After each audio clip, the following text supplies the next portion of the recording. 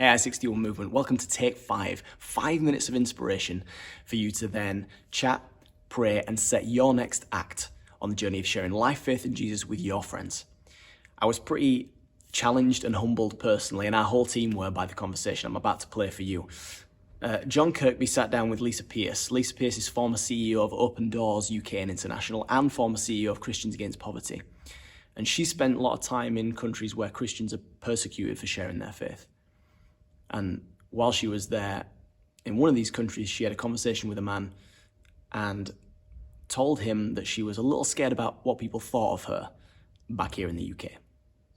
Now, you mentioned something earlier on around that very wise chap who said to you he was more fearful about what God thought of him rather than other people. Tell us a little about how that worked out in your life when you came back from that challenge. Yeah, well, it was quite inconvenient, really, because it kind of it just really challenged quite a lot of how I thought. And I came back and thought, well, why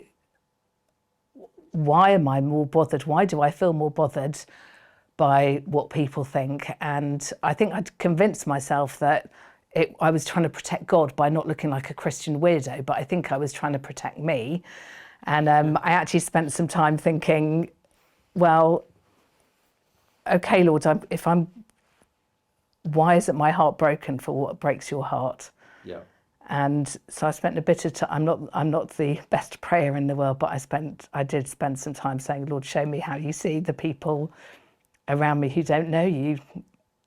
And I found over a period that I was almost grieving for them. I was praying, and instead of being passive, like, oh, please, so please let me have a chat. Actually, the pain of them not knowing God, it felt like he gave me a little bit of that. And I think that's a brilliant prayer to pray if you're like me and or I can be so easily I don't even think I'm particularly cold-hearted. I'm just busy and the day to day, but actually saying, Lord, show me this through your eyes, show me what you see when you look at these people.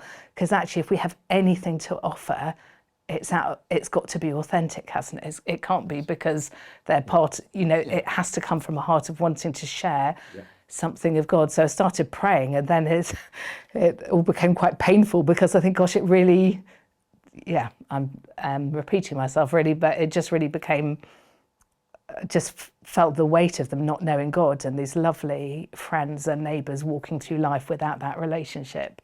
And so my lovely husband and I talked. We ended up, as a starter, just inviting 9 of our non-Christian friends to an Alpha. We did it over dinner and wine and things, but we did a kind of an Alpha course, and we saw some of them come to faith. But I'd say for every one of those relationships, it deepened our friendship because they were so moved that we cared.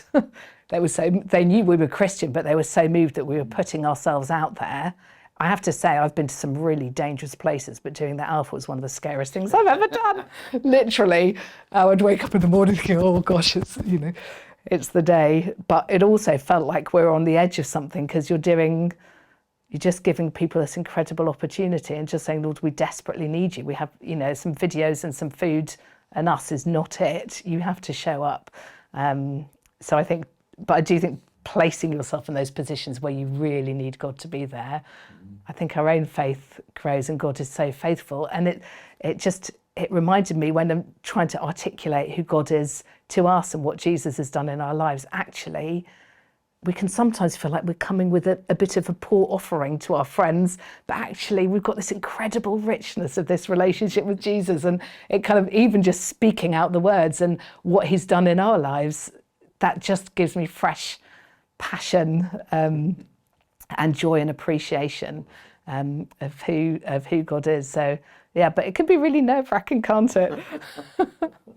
There's some stuff in there, some wonderfully godly, challenging stuff, and probably the best introduction we've had into a time just to reflect. So, in your groups now, 1s or 2s, can you be praying and asking that God would break your heart for what breaks his for the people who are yet to know him in your community?